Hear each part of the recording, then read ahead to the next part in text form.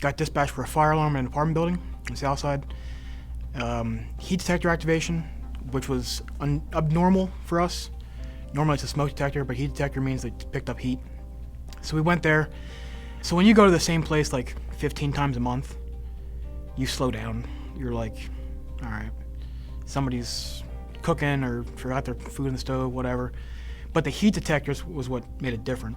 So I ran around the building, and the fire was blowing out the window. So I told my captain, hey, we have a fire, we need to upgrade it. Spent like a minute or two trying to find the door to the apartment.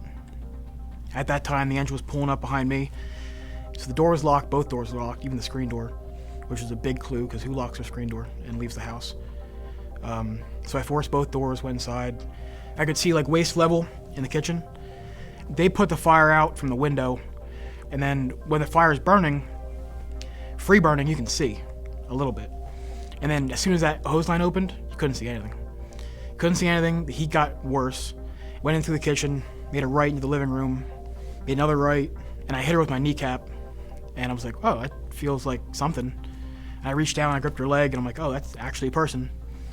So I put a priority message out, but I drug her out. I passed her off to my lieutenant at the door. Went back in, continued the search. Bulk of the fire was knocked, and they got pulses back on her, I believe, at the scene. I think she was intubated for like 28 days, something like that. But to my knowledge, she made it, from what I was told. There was about 75 people standing outside, and no one called 911. Not a single person. Like sometimes you'll get a call saying the building's on fire and there's nothing going on. But this time there was a building on fire with somebody inside, and no one called. It was a big moment, it was.